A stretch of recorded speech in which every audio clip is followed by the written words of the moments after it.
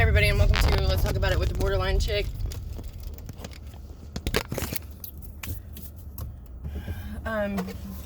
Today we are going to talk about suicide and surviving it, part 2.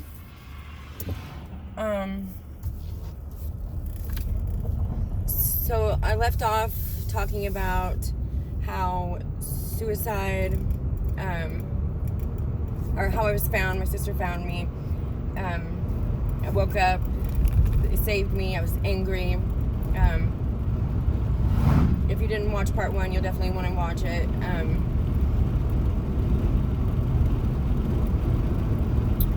I want to talk about today, what life has been like after the suicide attempt. Okay, so when I was released from the hospital in the behavioral unit or whatever, I was in a new town, new state, new world, and I was excited on starting over and starting fresh, a fresh start, and getting my life back together, getting my kids back, so on and so forth. I got a job as a bartender at an American Legion. Cheryl, if you ever see this video, I love you. You were a godsend, like a mother I never had.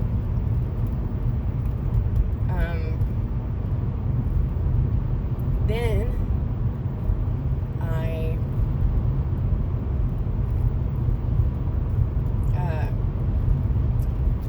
was doing that, and then I landed a job, a better job, I thought. I was so happy at the American Legion, and I should have just stayed. But I got a job managing a resort restaurant inside of a hotel, a beautiful place, beautiful. And I thought, yes, this is what I want. Like, good money, good benefits, and I was right where I wanted to be, I thought.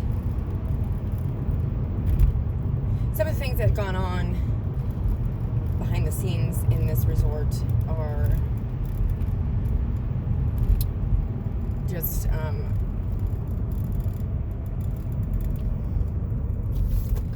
things that you would not want to be around in your work environment. That's what I'll say. And quickly, all the managers and upper management had exchanged numbers, so everybody knew each other's number, blah, blah, blah. Quickly I started receiving messages from one of the people in upper management. He was a maintenance director there, or is, I don't know if he still is. Last I knew, he still worked there. And he was like security guy, okay? He did not impress me.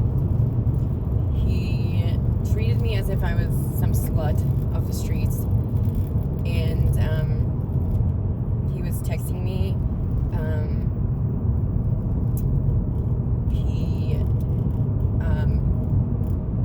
Inappropriate things. He was following me home. He was maliciously stalking me and sexually harassing me. So I quickly felt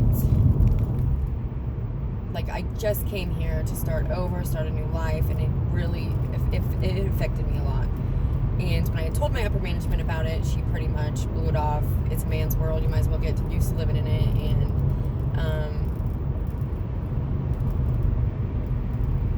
made me feel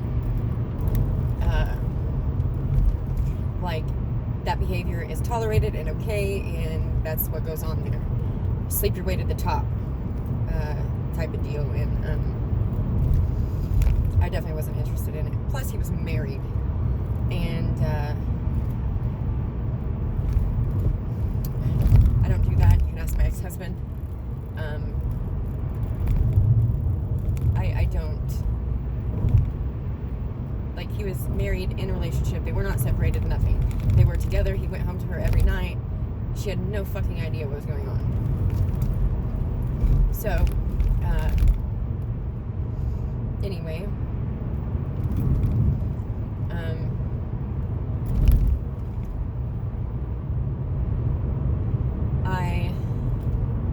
at that point, just started drinking. I had to have my job, so that's when I started drinking the alcohol. And shortly, eventually, it became an issue. I started drinking. I would hide it in a cup. I would chug beers before I went to work. And I was super depressed. I had this friend, his name was Dave, and I think Dave was genuine. I really do. I just wasn't in a good place, and I seen him as, like, my brain seen him as a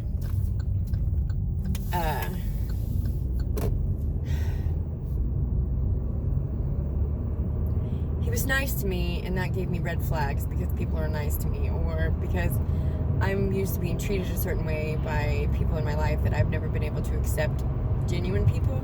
And I always thought there was something wrong with genuine people instead of the people that are actually not so good for me. And so Dave, if you ever see this, thank you for being nice to me.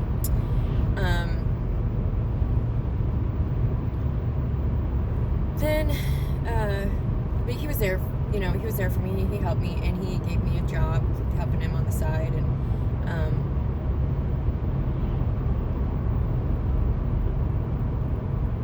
it was okay. So I did that, and then we hung out a lot on his boat and just had a lot of fun together. I really did. I'm sitting here thinking about it, reminiscing on it, and missing it now.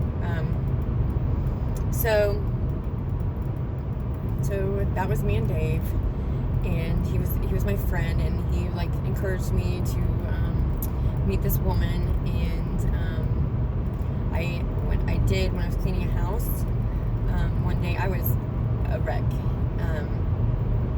and these two ladies were amazing ladies, and they knew I was a wreck, and cleaning houses is not something that I like to do anyway. It's not that I don't like to clean houses. I just have to. I can't get bored, and one person's clean and another person's clean can be two totally different things. So I hated boredom and or quietness, or if I couldn't, listen to music loud enough, or whatever. So, but I was cleaning this one day. I was cleaning this 3-4-story freaking mansion. Beautiful, beautiful home. And I mean, when I say mansion, I mean freaking mansion. And it took me 5 hours to clean this house, and I was supposed to get it done in 3. And I'm like, bro, like, with the amount of work that they wanted done, and yeah. So but this was Dave's property or place, one of the places. But the two ladies brought me lunch, and all of a sudden we just started having a conversation, and I break down and I cry, and I'm like, I can't do this anymore. Like, I just genuinely can't do this anymore. I think that I had already quit, kind of, or I had a doctor's note to be off for a few days, and I was utilizing that time to make my decision. And with that, these ladies, like, I broke down and I started crying, and these ladies were very empathetic and supportive, and go right now, go file a police report. They wanted to go with me, and I hadn't made up my mind. I did leave, but I went to think about it, and the more, I can't tell you the exact words those ladies said to this day, but the more I thought about it that day, the more I was like, you know what, Selena, you've never, and I just turned 30. In 30 years, you've never stood up for yourself. Why?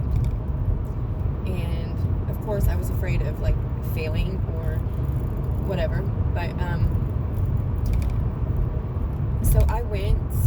The next day, I went. A friend of mine that did my nails. Her name. I probably don't need to say her name. It doesn't matter. Or actually, where is it? Her name is Kaylee. She works at a nail salon in Grove, Oklahoma. I don't know her last name. I can't remember. But she does an awesome job, so go see her.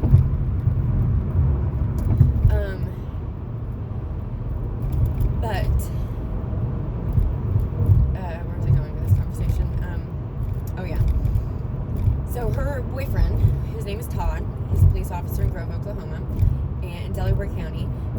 And I think that I know that he is not one of the corrupt police officers in that county. So he's a good dude.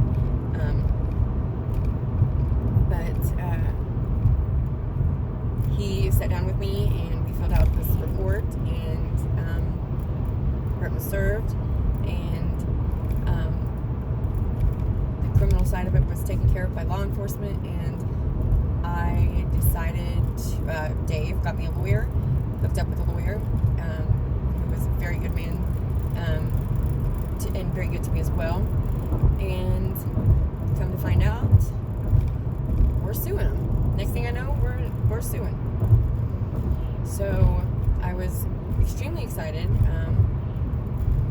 and you know, I wanted to get. It's not even really that I wanted any money. I never really wanted any money. Like, yeah, the money would have been nice, and it would have helped pick up pieces. But I wanted an apology more than anything. I just wanted them to say they were sorry. I wanted the guy that did it, and I wanted the company that I worked for to give me my job back, put me in a safe environment, and never let anything like that happen to me again. And the man be fired. Like, I did, you know, I wanted him to be fired. And that was not, my lawyer, you know, he was not a bad lawyer, but he did kind of convince me to stick with the money. And I mean, I get why. Obviously, he put a lot of hard work and dedication, you know, but worked hard on that. He probably wanted compensation other than an apology for his client. But but they wouldn't even give me an apology. They tried to shortchange stuff, asked me what I wanted and what would make this go away and blah blah blah. But they never came back with so much as an I'm sorry, like not once. And that's what pissed me off and hurt me the most, is that here I am doing this for you, here I am busting my ass for you, trying to make your company a better place and so on and so forth, and they just, they wouldn't do it. They wouldn't having it. And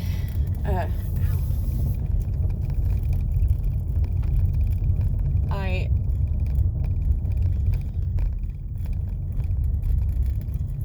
didn't understand, I couldn't understand why they couldn't even just say I'm sorry. Like, it is what it is.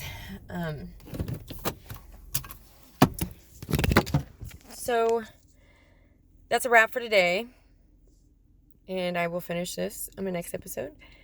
Thank you, everybody. Have a great day.